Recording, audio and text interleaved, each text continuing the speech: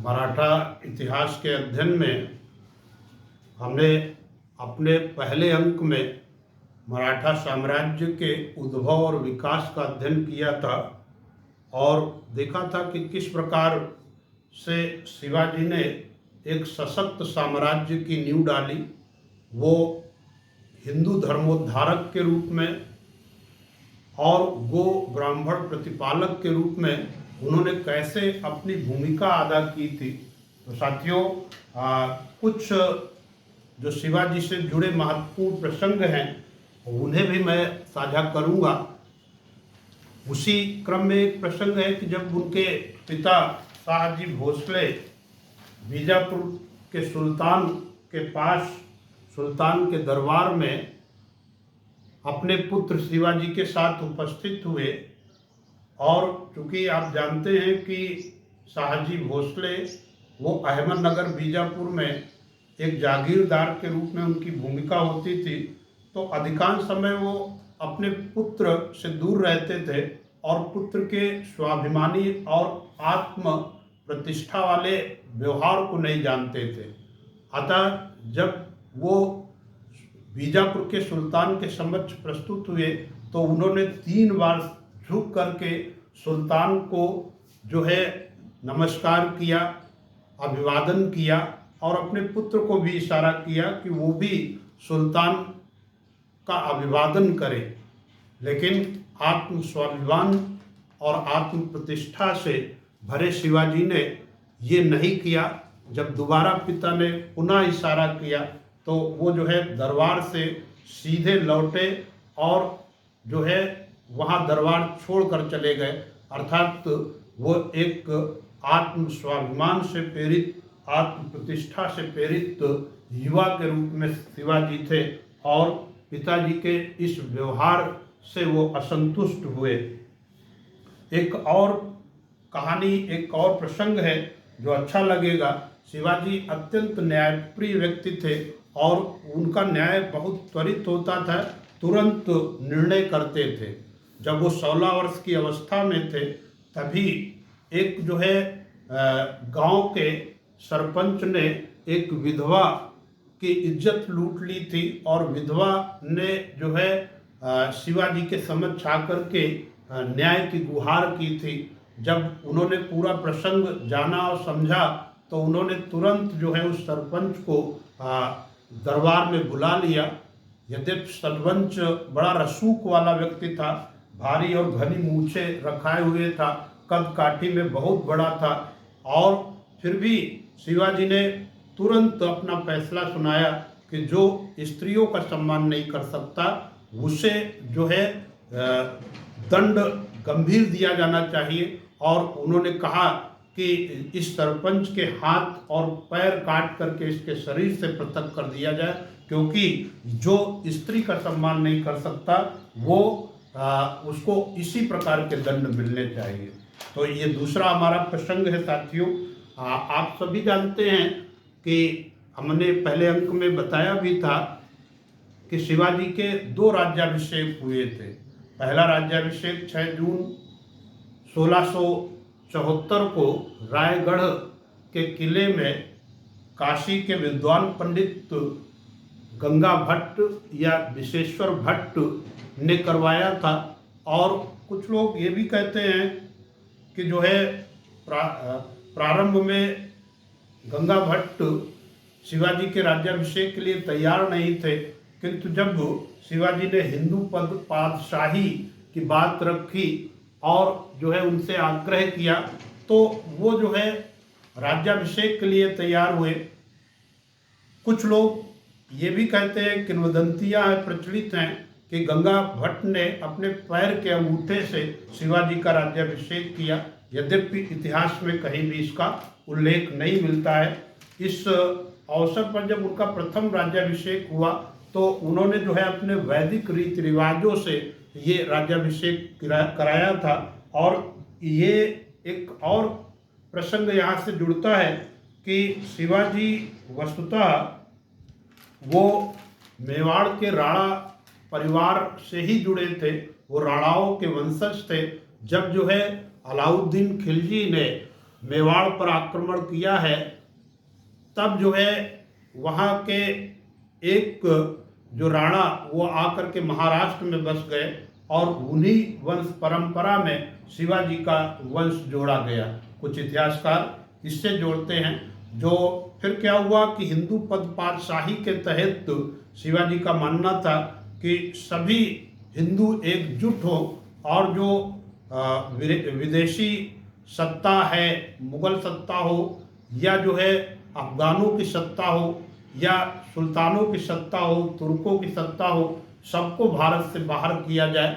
तो इसके लिए उन्होंने हिंदू पद पातशाही को प्रचारित किया और उनका उद्देश्य था कि सभी हिंदू एकजुट हो जाए। तो इसी अवसर पर शाक्त और शैव संप्रदाय के लोग उनसे मिले और उन्होंने आग्रह किया कि उनका राज्याभिषेक शैव परंपरा से हो। तो उस आग्रह को स्वीकार करते हुए शिवाजी ने 24 सितंबर 1674 को निश्चलपुरी गोस्वामी के नेतृत्व में तांत्रिक विधि विधान से अपना दोबारा राज्याभिषेक करवाया और इस राज्याभिषेक के उपरांत निश्चलपुरी गोस्वामी ने उन्हें भगवान शिव का अवतार बताया। इसके अतिरिक्त एक और शिवाजी से जुड़ा प्रसंग है, महत्वपूर्ण प्रसंग है। शिवाजी ने देखा था कि मुगलों के पास या बीजापुर के सुल्तानों के पास अत्याधुनिक अस्त्र शस्त्र हैं, जबकि जो मराठों के पास जो तलवारें होती थी वो अपेक्षाकृत भारी होती थी, लोहे की निर्मित होती थी। तो उसमें जो है सैनिक का प्रदर्शन प्रभावित होता था। अतः शिवाजी ने अष्ट धातु की निर्मित एक तलवार के निर्माण का निर्णय लिया और उस तलवार की लंबाई को बढ़वाया। उस समय उन्होंने स्पेन के शहर मैड्रिड में कम से कम 1 लाख तलवारें मराठा सैनिकों के लिए बनवाई और ये तलवारें वास्तव में मराठा सैन्य अभियानों में वो निर्णायक साबित हुई थी। एक और प्रसंग साथियों जोड़ना चाहूँगा कि शिवाजी एक निर्भीक व्यक्ति थे, निडर व्यक्ति थे। जब पूना के निकट के गांव पर एक सिंह अचानक लोगों पर आक्रमण करता था और सोते हुए बच्चों और जो है लोगों को मार देता था, तो वहाँ के परेशान जो ग्रामवासी थे वो एक दिन जो है शिवाजी के दरबार में उपस्थित हुए और उन्होंने इस सिंह से उत्पन्न समस्या के निजात की अपील की। तो शिवाजी ने स्वयं मोर्चा संभाला और जंगल में जा कर के एक छोटी सी सेना की टुकड़ी ली और उस सिंह की समाप्ति की योजना बनाई। जैसे ही जंगल प्रवेश किया सिंह ने उनकी सेना पर जब आक्रमण किया तो सैनिक डर से पीछे भगे। जिस ऐसी स्थिति में शिवाजी अकेले ही और उनके साथ एक सैनिक यश जी था, वो जो है दोनों लोग मिलकर के उस सिंह का वध कर दिया और लोगों को एक निर्भय वातावरण प्रदान किया। साथियों, ये जो शिवाजी से जुड़े महत्वपूर्ण प्रसंग थे आपको अध्ययन करने में सहायक होंगे और जो है इतिहास में रोचकता के लिए हमने इन प्रसंगों को जोड़ने का प्रयास किया है। एक बार रिकैप भी होना चाहिए, लेकिन अभी जब जो है अंत में मैं कुछ MCQ प्रश्न लूँगा तो जो पिछले अंक के परीक्षा उपयोगी प्रश्न हैं उन्हें भी मैं शामिल करने का प्रयास करूँगा। फिलहाल आप सभी जानते हैं कि तीव्र ज्वर के चलते जब अप्रैल 1680 में शिवाजी का निधन हो गया तो उसके पश्चात जो स्थितियाँ थी उनको समझना जरूरी है। अर्थात आज की विषय वस्तु है वो शिवाजी के उत्तराधिकारी, और इसी शिवाजी के उत्तराधिकारियों के क्रम में ही पेशवाओं के अंतर्गत मराठा साम्राज्य का हम अध्ययन करेंगे। आप जानते हैं कि शिवाजी के जो 2 पुत्र थे, संभाजी जिनकी माँ थी साई बाई निम्बालकर और राजा राम जिनकी माँ थी सोयराबाई। यहाँ पर जैसे ही निधन हुआ है वैसे ही जो राजा राम की माँ सोयराबाई थी, जो शिवाजी की विधवा थी, उसने अपने पुत्र का राज्याभिषेक कर दिया और राजा राम ने सतारा को अपनी राजधानी बना लिया। लेकिन इधर जो है संभाजी वो सेनापति हमीर मोहिते द्वारा और जो है उनका सहयोग कर रहे थे उस समय के पेशवा नीलोपंत पेशवा। और ऐसी स्थिति में एक प्रकार से गृह युद्ध हुआ और उस गृह युद्ध में संभाजी सफल हुए और संभाजी ने अपनी शक्ति विस्तार के लिए उस समय के एक प्रख्यात व्यक्ति थे कवि कलश, जो उज्जैन से संबंधित थे, उनको मुख्य सलाहकार नियुक्त किया और कवि कलश पर उनकी निर्भरता बढ़ती गई। संभाजी कई मामलों में वो कवि कलश पर निर्भर होते गए। कवि कलश जो है निर्णायक भूमिका में थे। यहीं पर एक घटना घटी कि औरंगजेब का जो विद्रोही पुत्र था अकबर द्वितीय, औरंगजेब का एक विद्रोही पुत्र अकबर, उसने जो है औरंगजेब के विरुद्ध विद्रोह कर दिया और उसने संभाजी से शरण मांगी और संभाजी ने जब शरण दे दी तो मुगल बादशाह औरंगजेब रुष्ट रहने लगा और उसने जो है अपने सेनापति मुबारक खां को एक बड़ी सेना के साथ मराठों को सबक सिखाने के लिए भेजा। एक ऐतिहासिक युद्ध, संगमेश्वर का युद्ध, ये 1689 का अत्यंत महत्वपूर्ण युद्ध है साथियों। इस युद्ध में मुबारक खां जो मुगल सेनापति था, उसने जो है मराठों को पराजित कर दिया और संभाजी तथा कवि कलश को बंदी बना लिया। संभाजी कवि कलश और संभाजी के पुत्र शाहू को भी बंदी बना लिया था। ये जो है तीनों को बंदी बना करके वो जो है औरंगजेब के समक्ष उसने प्रस्तुत किया। औरंगजेब ने अमानवीयता की पराकाष्ठा पार कर दी। संभाजी को ऐसे कठोर दंड दिए कि कैद खाने में उनके नाखून खिंचवा लिए और उनके जो है गर्म सलाखों से सरियों से उनकी आंखें बुड़वा दी। बाद में उसने यहाँ तक वो नहीं माना, उल्टा उसने जो है दिल्ली के रास्तों पर संभाजी को ऊंट से लटका करके घुमवाया और लोगों से कहा कि इस पर मतलब संभाजी पर पत्थर से वार करें। यानी ये जो है इतिहास की बड़ी क्रूरतम घटना कही जाती है। बाद में ये कहा जाता है कि औरंगजेब ने उनके हाथ पैर तिल तिल कटवाए, थोड़ा थोड़ा कटवाया बार बार, और जब उनकी मृत्यु हो गई तो उनके खाल में भूसा भरवा करके मुख्य चौराहे पर लटका दिया और ये संदेश देने का प्रयास किया कि जो मुगल साम्राज्य के विद्रोहियों को शरण देगा उनका हश्र यही होगा। कवि कलश की भी उसने निर्ममता से हत्या करा दी और शाहू को उसने कैद करा लिया। शाहू अल्पवयस्क था और मुगल कारावास में औरंगजेब की पुत्री जीनत उल निसा ने उसे पाला था।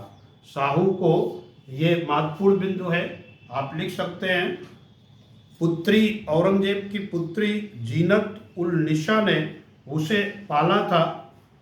यहाँ पर संभाजी का अंत होता है। अब राजा राम छत्रपति बनता है। राजा राम उसका सौतेला भाई होता है, पहले ही आपको बताया गया है।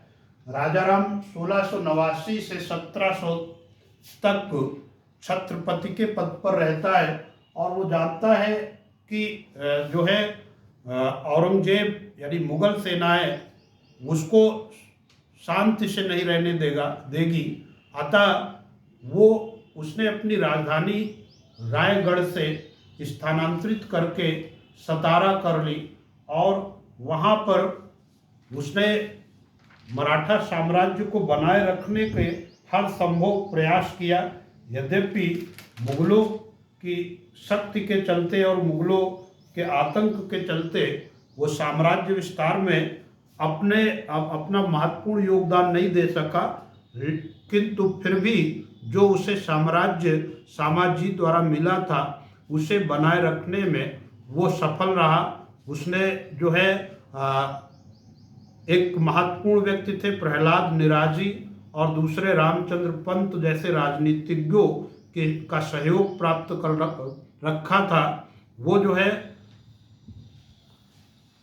छिपने के लिए जिंजी के किले का प्रयोग करता था। किसी तरीके से वो यायावर एक प्रकार से कह लें कि राजा राम स्वयं के जीवन की रक्षा के लिए और मराठों की सत्ता की रक्षा के लिए अलग अलग समय पर अलग अलग किलों में रुकना निश्चित किया। और अगर ये देखा जाए कि कहाँ कहाँ से, तो वो जिंजी से प्रतापगढ़ से पन्हाला और फिर सतारा जैसे किलों में शरण लेता रहा और 1700 तक जो है वो जो है छत्रपति बना रहा।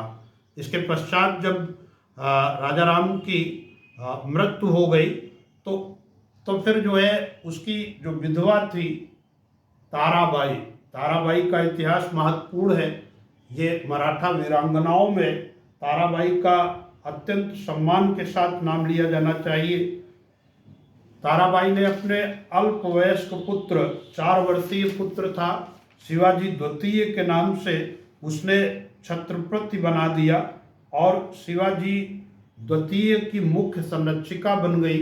वो जो है मुगलों से कई बार जो है सीधे टक्कर उसने लिया और मराठा सेना का नेतृत्व किया।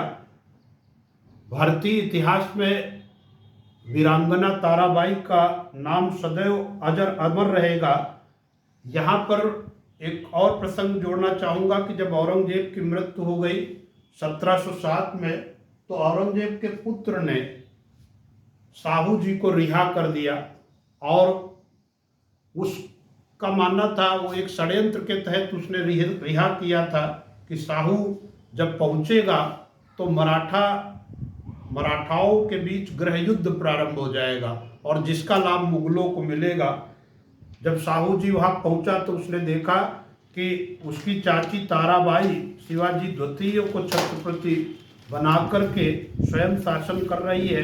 तो साहू ने ताराबाई से युद्ध किया।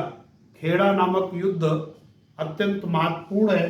खेड़ा युद्ध में ताराबाई पराजित हुई और ताराबाई को अपने अल्पवयस्क पुत्र को लेकर कोल्हापुर निर्वासित होना पड़ा, जबकि जो साहू था वो नया पेशवा बना। साहू सतारा में और कोल्हापुर में ताराबाई का समानांतर एक प्रकार से शासन चलता रहा दोनों का। साहू जी महाराज का जो काल है वो 1708 से 1749 के मध्य साथियों। तो इस काल के महत्वपूर्ण पक्षों को देखते हैं। इस काल में जो सबसे महत्वपूर्ण घटना थी कि साहू जी के समय बालाजी विश्वनाथ 1713 में 8वें पेशवा के रूप में अपना पद धारण किया। बालाजी विश्वनाथ कोंकण के एक ब्राह्मण थे और अपने राजमर्मज्ञता के लिए, अपनी कूटनीति के लिए वो जाने जाते थे। जैसे ही उन्होंने पेशवा पद धारण किया तो उनके जो दूरदृष्टि थी, दूरदर्शिता थी, उसके चलते मराठा साम्राज्य का निरंतर उत्कर्ष होना प्रारंभ हो गया। साहू जी की सत्ता धीरे धीरे अब कम होने लगी और वास्तविक सत्ता का उपयोग अब पेशवा करने लगा। तो बालाजी विश्वनाथ एक ऐसे पहले पेशवा थे जिन्होंने वास्तविक शक्तियों का उपयोग किया मराठा साम्राज्य में, और उन्होंने बालाजी विश्वनाथ जो 1713 से 1720 7 वर्ष के कार्यकाल में कार्य किया, उसके आधार पर उन्हें मराठा साम्राज्य का द्वितीय संस्थापक कहा गया। वो सेकंड फाउंडर थे मराठा साम्राज्य के, वो द्वितीय संस्थापक थे। उन्होंने जो महत्वपूर्ण कार्य किए उन पर चर्चा हो जाए। पहली बात तो ये थी कि पेशवा इतना शक्तिशाली हो चुका था शाहू के समय में कि उसने अपनी एक नई राजधानी पूना बना रखा था, जबकि छत्रपति की राजधानी वो सतारा थी। तो पेशवा की राजधानी पूना और छत्रपति की राजधानी सतारा, ये दो चीज़ें महत्वपूर्ण हैं। इसके बाद उस समय जो सैयद बंधुओं का इतिहास में आप जानते हैं, उन्हें भारतीय इतिहास का नृप निर्माता कहा जाता है, king maker of Indian history. Syed बंधुओं की सहायता की थी बालाजी विश्वनाथ ने, और बालाजी विश्वनाथ की सहायता से ही सैयद बंधुओं ने मुगल बादशाह फर्रुखसियर का अंत करके फर्रुखसियर के स्थान पर रफ़ी-उद-दरजात को बादशाह बना दिया था। तो इस सहयोग के बदले सैयद बंधुओं ने बालाजी विश्वनाथ के साथ दिल्ली की संधि की थी। अत्यंत महत्वपूर्ण है दिल्ली की संधि। तो इस दिल्ली की संधि के जो परिणाम थे उनको समझ लेना जरूरी है। इस संधि के तहत दक्कन से एक प्रकार से मुगलों की सत्ता का पूरी तरीके से खात्मा हो गया, और पूरा संपूर्ण दक्कन अब मराठों के हाथ में आ गया था। एक इतिहासकार है रिचर्ड टेम्पल, अंग्रेज इतिहासकार ने लिखा है कि ये जो दिल्ली समझौता था, जो बालाजी विश्वनाथ और सैयद बंधुओं के मध्य हुआ था, इस दिल्ली समझौते को संधि को उसने मराठों के लिए मैग्ना कार्टा कहा। मराठों के लिए मैग्ना कार्टा था क्योंकि अब मुगलों की सत्ता पूरी तरीके से समाप्त हो चुकी थी दक्कन में, और दक्कन का वो प्रमुख बन गया था। साथियों, 1320 में बालाजी विश्वनाथ की मृत्यु होने पर उनका पुत्र बाजीराव प्रथम पेशवा बना। बाजीराव जब पेशवा बना है तो मात्र उसकी आयु 16 वर्ष की थी। 16 वर्ष का तरुण वो इस पद पर जब आया तो अपने पिता की भांति ही वो योग्य और प्रतिभा संपन्न था। वो 1720 से 1749 तक पेशवा पद पर रहा, और ये कहा जाता है कि ये जो पेशवा थे, जो ब्राह्मण थे, इनका पद वो अब वंशानुगत हो गया।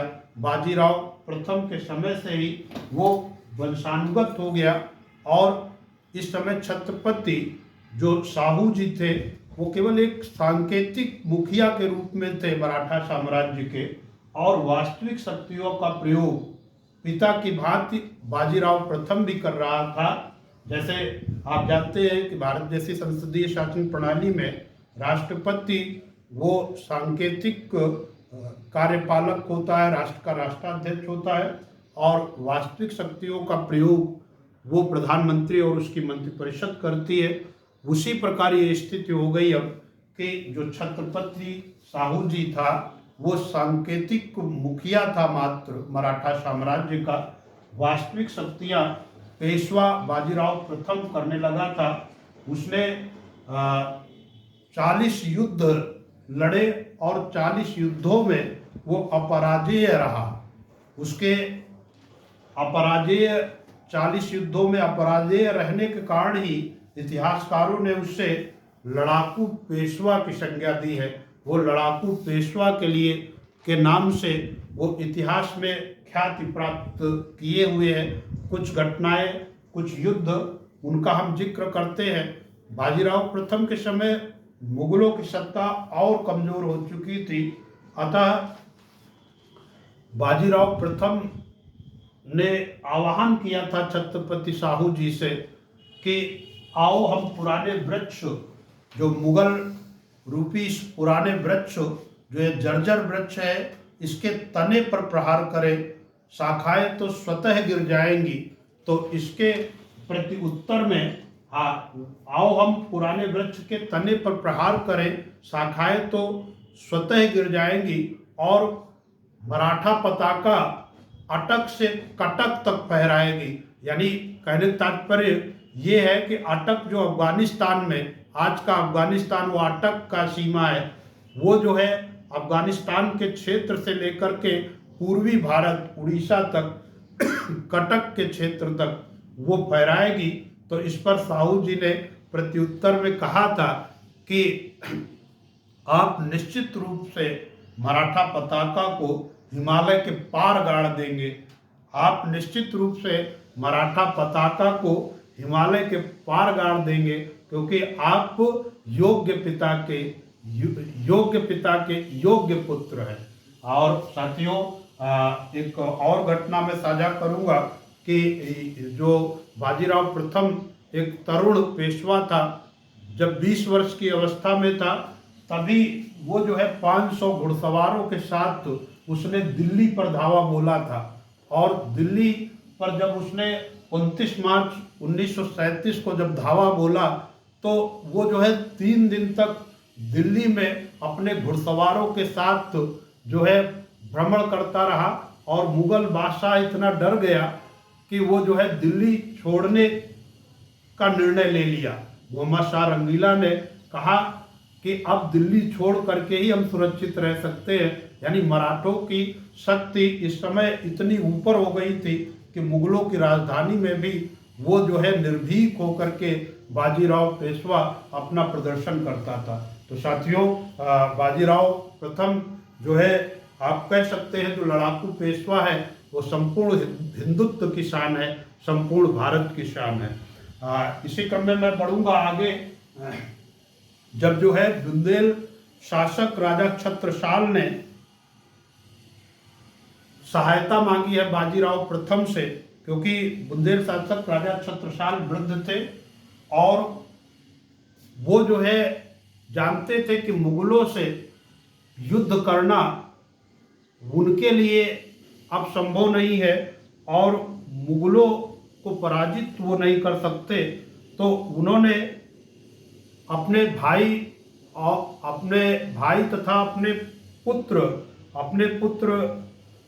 को पत्र लिखा और अपने भाई को पत्र लिखा कि ऐसे अवसर पर वो उनकी मदद करे। किंतु जब जो है ना तो पुत्र ने मदद की और ना ही उनके अनुज जगतराज ने मदद की। पुत्र हृदय शाह था। हृदय शाह को उन्होंने छत्रसाल ने पत्र लिखा था कि और पत्र में कुछ पद्यात्मक पक्ष था कि जिस जैसे लिखे हैं, उन्होंने लिखा था कि बारे ते पालो हतो पौनन दूध पिलाए, जगत अकेलो रहत है जो दुख सहयो न जाए। जगत अकेलो लड़त है जो दुख सहयो न जाए। मतलब उन्होंने पुत्र और अपने अनुज जगतराज दोनों को संबोधित किया है कि जिस पुत्र को हमने पालन पोषण किया और जिस भाई को हमने जो है सहयोग किया, आज हमारे वृद्धावस्था में वो हमारे साथ नहीं खड़े हैं। तो ऐसे में वो मजबूर होकर के उन्होंने उस समय के पेशवा बाजीराव प्रथम को जो है पत्र लिखा था। और बाजीराव प्रथम को जो पत्र लिखा था वो बिल्कुल गजेंद्र मोक्ष, जैसे गजराज को जब जो है एक मगरमच्छ ने पकड़ लिया था और भगवान की स्तुति किया था गजराज ने, भगवान ने स्वयं जो है गजराज मोक्ष की थी, वैसे ही अपील की थी कुछ छत्रसाल ने लिखा कि जो गति भई गजराज ग्रह की, सो गति भई आप और बालाजी या बाजीराव जात बुंदेल राखो बाजीराव, बाजी जात बुंदेल राख्यो बाजीराव। ये जो है बुंदेली भाषा में लिखा गया पद है कि जो गति भई गजराज की, सो मति भई आप, और बाजी जात बुंदेल राखो बाजीराव। बाजीराव से एक प्रकार से अपील की और कहते हैं कि इस पत्र को जो है मस्तानी बेगम से जो है भेजा था छत्रसाल ने, और जब पत्र जैसे ही बाजीराव ने पढ़ा, उस समय वो जो है भोजन कर रहे थे। बाजीराव प्रथम भोजन छोड़ करके, जबकि माँ ने कहा कि कम से कम भोजन तो करते जाओ, तो उन्होंने भोजन की थाली छोड़ करके तीव्रतम अभियान किया और जो है वो सतारा से मात्र कुछ दिनों एक लंबी यात्रा पूरी करते हुए वो बुंदेलखंड क्षेत्र पहुँचे और मोहम्मद खां बंगश जो मुगल सूबेदार था इलाहाबाद का, उसको जो है धूल चटा दी और छत्रसाल की इज्जत रखी। छत्रसाल ने उन्हें द्वितीय परशुराम का दर्जा दिया और उनसे जो है उनके प्रति आभार व्यक्त करते हुए कालपी, झांसी, हृदयनगर जैसी सागर, कालपी, झांसी, हृदयनगर, सागर जैसी जो जागीरें थी वो भेंट कर दी। तो ये इतिहास में आप देख सकते हैं कि बाजीराव पेशवा ने कैसे एक हिंदू शासक की सहायता के लिए तीव्रतम अभियान किया और बिल्कुल दुनिया के जो तीव्रतम आक्रमण अभियानों में से एक अभियान यह भी याद किया जाता है, जिस प्रकार 1572 में अकबर ने गुजरात विजय अभियान किया था, उसे इतिहास का तीव्रतम अभियान माना जाता है। उसी प्रकार बाजीराव प्रथम का ये तीव्रतम अभियान था, उन्होंने छत्रसाल की रक्षा की। और यहाँ पर साथियों एक बहुत रोचक इतिहास है मस्तानी बेगम का।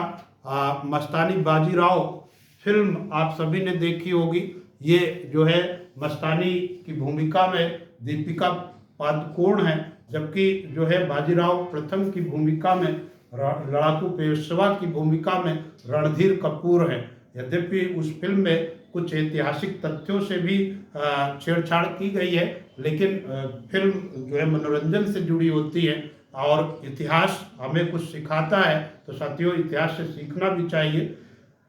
मस्तानी राव और बाजीराव की प्रेम कथा, प्रणय कथा, वो जगतपुर का जो किला है वहाँ के ताल और वहाँ के झीलें, वहाँ के बेला, वो सब इसके गवाह हैं। वहाँ का जो सुरम्य स्थान था वहीं पर मस्तानी बेगम का निवास स्थान था और बाजीराव मस्तानी बेगम के प्रेम जाल में फंसा था। ये मस्तानी बेगम एक नृत्यांगना के रूप में उसकी भूमिका छत्रसाल के दरबार में थी, लेकिन अपने अद्वितीय अनुपम सौंदर्य के लिए जानी जाती थी और अपने जो है व्यवहार के चलते और स्वामी भक्ति के चलते वो बाजीराव का हृदय जीतने में सफल रही और बाजीराव उसे एक प्रकार से अपना दिल दे बैठा और वो प्रेम कहानी इतिहास में सदैव अजर अमर रहेगी।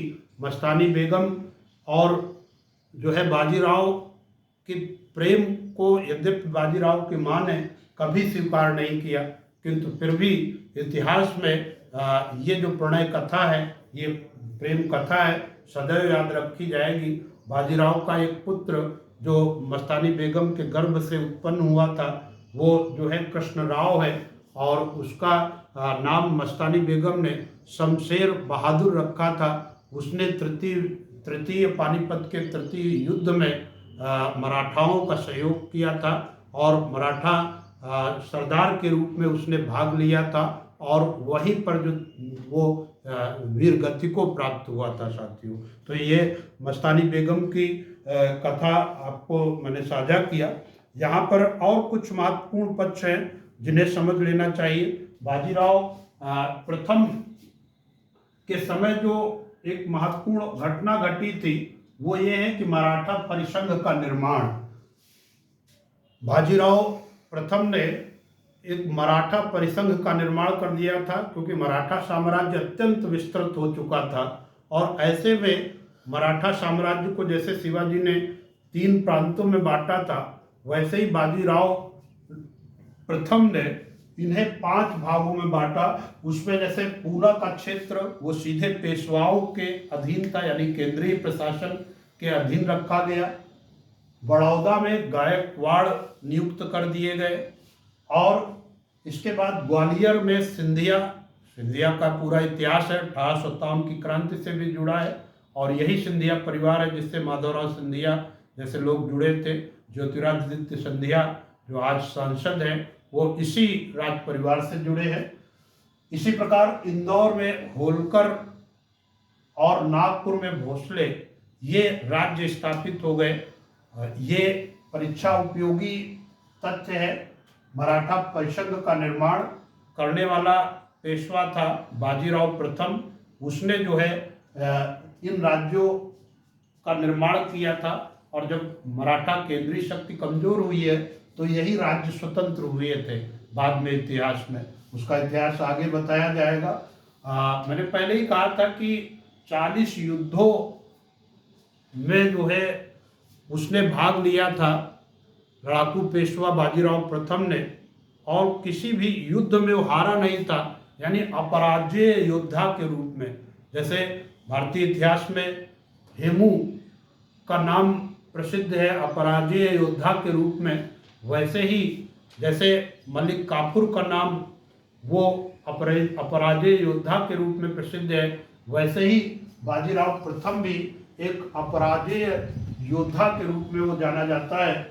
वो बाजीराव प्रथम के संदर्भ में एक बात और भी महत्वपूर्ण है कि जो शिवाजी की नीति थी कि हिंदू पद पादशाही की व्यवस्था, यानी वो जिस प्रकार शिवाजी वो जाति प्रथा के विरोधी थे, वो जो है केवल हिंदुत्व को आगे लेके चलते थे, वैसे ही बाजीराव प्रथम का मानना था कि कोई भी हिंदू हो वो जो है किसी भी जाति से हो उसका संरक्षण मराठे करेंगे।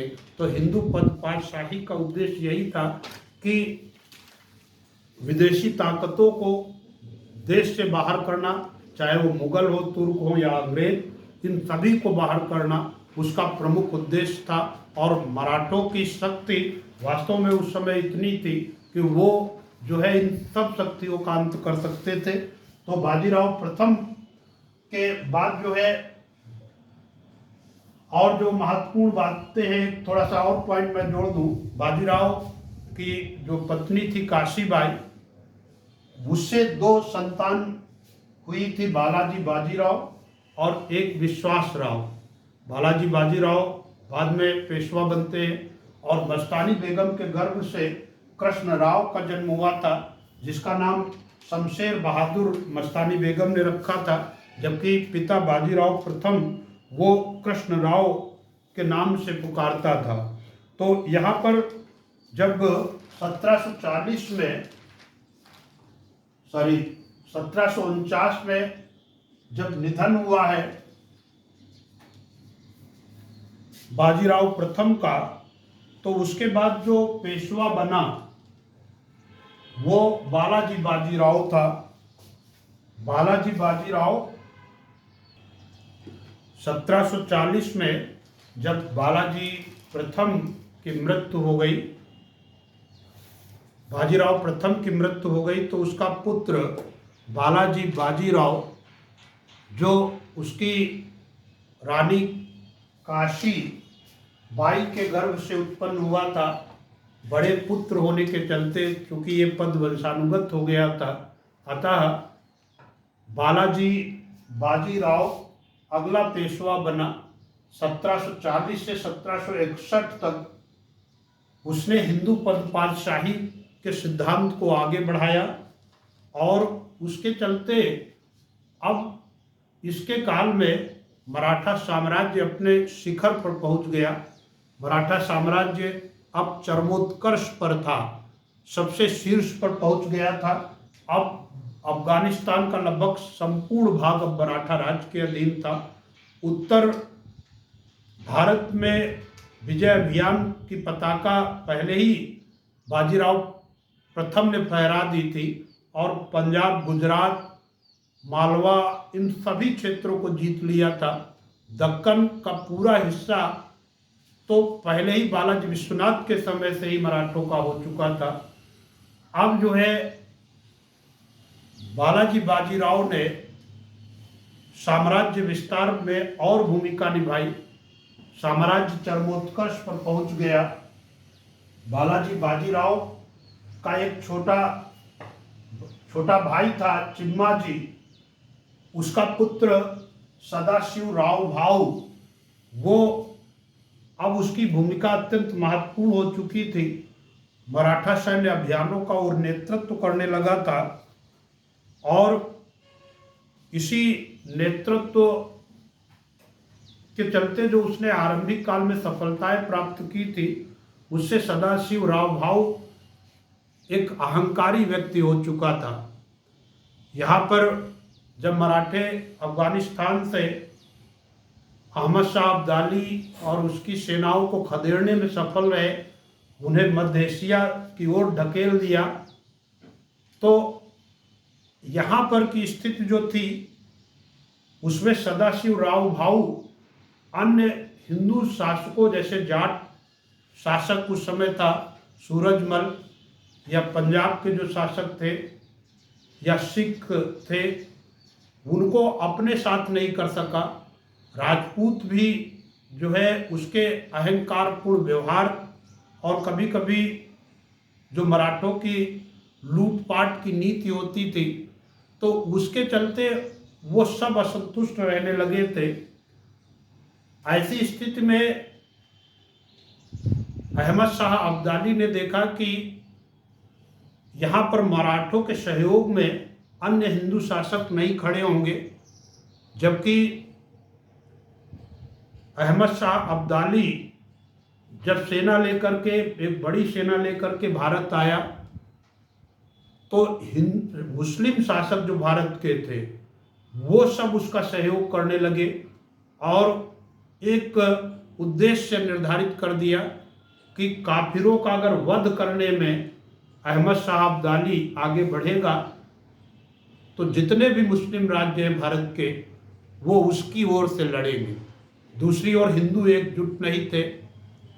पानीपत का तृतीय युद्ध 1761 में जो हुआ, वो मराठों के लिए एक राष्ट्रीय विपत्ति से कम नहीं थी, और ये कहिए संपूर्ण हिंदुत्व के लिए ये राष्ट्रीय आपदा से कम नहीं था। इस युद्ध में जो है मराठा सेना का नेतृत्व सदाशिव राव भाऊ मुख्य सरदार के रूप में कर रहा था, और उसके सहयोग के लिए विश्वास राव तथा शमशेर बहादुर जो कृष्ण राव था, जो मस्तानी बेगम के गर्भ से उत्पन्न हुआ था, वो भी सहयोग में खड़ा था। लेकिन जहाँ पर मराठों के पास 45,000 की सेना थी, वहीं अब्दाली के पास 60,000 की सेना थी। फिर भी मराठे अत्यंत जोश और साहस के साथ अब्दाली के सेना से भिड़ना चाहते थे, किंतु ऐसी स्थिति में कई घटनाएं घटी। उनको समझ लेना जरूरी है कि जो पानीपत के तृतीय युद्ध में मराठों की असफलता किन कारणों से हुई। पहला बिंदु तो यही है कि भाई मराठे 45,000 संख्या में थे, जबकि अब्दाली यद्यपि वहाँ से कम सेना लेके चला था, किंतु यहाँ के भारतीय मुस्लिम राज्यों ने उसको सैन्य सहयोग दिया था। अतः उसके पास 60,000 की एक बड़ी सेना थी। दूसरा ये था कि अहमद शाह अब्दाली के पास ऐसी तोपें थी जो ऊंटों पर आसानी से रखी जा सकती थी और उन्हें चारों तरफ घुमाया जा सकता था, और ये तोपें जो है निर्णायक साबित हुई युद्ध के मैदान में, क्योंकि चारों तरफ घूमने वाली ये तोपें मराठा सेना पर कहर बरपा कर दी। तीसरा असफलता का कारण था कि यहाँ पर जो है आपसी वैमनस्य भी था। आपसी वैमनस्य इस कदर था कि जाट नेता सूरजमल ने, उसने जो है सदाशिव राव भाऊ को सलाह दी थी कि जो स्त्री और बच्चे हैं और या उसके जो वैभव की और सामान है, उसे वो ग्वालियर और झांसी में ही छोड़ दे। लेकिन सदाशिवराव भाऊ ने उसकी सलाह जब नहीं मानी तो जाट नेता जो पहले युद्ध के लिए तैयार था, सहयोग के लिए तैयार था, सूरजमल भी अपनी सेना लेकर के वो तटस्थ रहा। दूसरा आपको मैंने बताया कि राजपूत और पंजाब के जो सिख थे वो भी सहयोग नहीं किए, क्योंकि सदाशिवराव भाऊ का अहंकारी व्यवहार और कभी कभी मराठों की जो लूटपाट थी उससे राजपूत भी असंतुष्ट रह रहे थे। तो यहाँ पर साथियों ये एक तीसरा कारण है जो आपसी वैमनस्य था, जिसके चलते ये समस्या आ रही थी।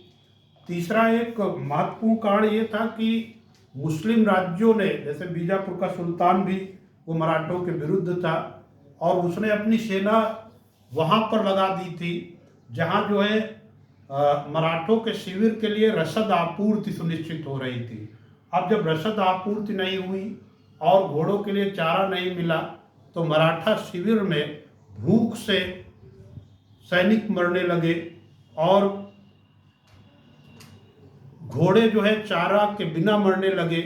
जो इस युद्ध का दृष्टा था काशीराज पंडित ने लिखा है कि जो है मराठा शिविर में घोड़ों के शवों से दुर्गंध आने लगी थी और जो है मराठा सैनिक जो मृत हो जाते थे उनके शवों से दुर्गंध आ रही थी और भूखे मराठा सैनिक फिर भी जोश में थे। उन्होंने पहुंचकर सदाशिवराव भाऊ से आग्रह किया था कि भूख से मरने से अच्छा है कि एक बार शत्रु के साथ लड़ते हुए वीर गति को प्राप्त करें। तो उनमें राष्ट्रवादिता की भावना अवश्य थी, लेकिन ये भी एक बड़ा कारण था वो हार का। यद्यपि इब्राहिम गर्दी एक मुस्लिम था जो मराठों की सेना में तोपों के संचालन का मुखिया था, उसने जो है योगदान भी दिया था, लेकिन परिणाम जो है मोहम्मद शाह अब्दाली के पक्ष में रहे। मराठा सेना का अंत हुआ और मराठे इस युद्ध में अपमानजनक तरीके से पराजित हुए। युद्ध का दृष्टा काशीराज पंडित ने लिखा है कि कोई भी मराठा क्षेत्र का ऐसा परिवार नहीं था जिसने इस युद्ध में अपने स्वजन न खोए हों या जिसने शोक न मनाया हो। और कुछ मराठा परिवारों का तो सर्वनाश हो गया। एक राष्ट्रीय आपदा कहिए या राष्ट्रीय विपत्ति कहिए, मराठों के अंत से जो उस समय का पेशवा था बालाजी बाजीराव, वो इस दुख को सह नहीं सका। वो इतना अपमानित महसूस कर रहा था कि 6 महीने के बाद ही उसकी भी मृत्यु हो गई। लेकिन इसके बाद जो है बालाजी बाजीराव के बाद जो उसका पुत्र माधवराव वो पेशवा बना। 1761 से 1772 के बीच माधवराव बालाजी बाजीराव का पुत्र था। वंशानुगत क्रम में उसे ही अधिकार प्राप्त था, किंतु माधवराव का जो चाचा रघुनाथ राव था वो पेशवा बनने की महत्वाकांक्षा पाले हुए था और जब वो इस महत्वाकांक्षा को पूर्ण नहीं कर पाया तो वो जो है माधवराव के विरुद्ध षड्यंत्र करने लगा। ऐसी स्थिति में माधवराव ने अपने चाचा रघुनाथ को शनिवार वेड़ा में कैद करा लिया। जब जो है माधवराव भी 1772 में क्षय रोग से पीड़ित होकर के उसकी मृत्यु हो गई, तो उसका छोटा भाई नारायण राव, इस बार पीसीएस परीक्षा में ये रखा गया था जो पेशवाओं का क्रम, तो उसको आप लोग समझ लें, अत्यंत महत्वपूर्ण है परीक्षा की दृष्टि से कि तब नारायण राव बना। 1772 और 1774 के बीच 2 वर्ष रहा मात्र, और उसने जो है अपने चाचा रघुनाथ के प्रति वो जो है उदार नीति अपनाई और उसको मुक्त कर दिया। नारायण राव द्वारा जब रघुनाथ मुक्त हो गया तो उसने जो है अपने भतीजे नारायण राव के साथ षड्यंत्र करके उसकी हत्या करा दी और स्वयं जो है वो पेशवा के रूप में स्वयं घोषित किया, किंतु मराठा इसके लिए तैयार नहीं थे, क्योंकि मराठाओं में कहीं भी परंपरा नहीं थी कि जो अपने स्वजन का हंता हो वो पेशवा हो। उन्होंने मराठाओं ने पेशवा के रूप में रघुनाथ को स्वीकार नहीं किया। इसी समय जो है एक प्रमुख मंत्री थे नाना फड़नवीस, जिन्हें जो है मराठों का मैकियावेली कहा जाता है।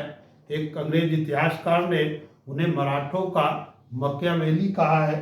नाना फड़नवीस ने नारायण राव की विधवा गंगाबाई से उत्पन्न 40 दिन के पुत्र को वो जो है पेशवा घोषित करने में अपनी महत्वपूर्ण भूमिका निभाई, और 40 दिन के जो गंगाबाई का पुत्र था उसको सवाई माधवराव के नाम से पेशवा बनाया गया। सवाई माधवराव अर्थात माधवराव का भी जो ताकत में सवाई होगा, ऐसा नाम रख करके नाना फड़नवीस ने जो है पेशवा को पदस्थापित किया। और चूंकि 40 वर्ष की आयु में शासन कर पाना मुश्किल था, इसलिए नाना फड़नवीस ने 12 मंत्रियों की एक बारबाई परिषद का गठन किया। बारबाई परिषद की जिम्मेदारी थी कि वो मराठा साम्राज्य के प्रशासन को संचालित करे, युद्धों को संचालित करे। तो इस तरीके से साथियों ये पेशवाओं का इतिहास समाप्त होता है। 1818 तक ये जो है पेशवाई जारी रही, और उसके बाद ये पेशवाई समाप्त हुई। आगे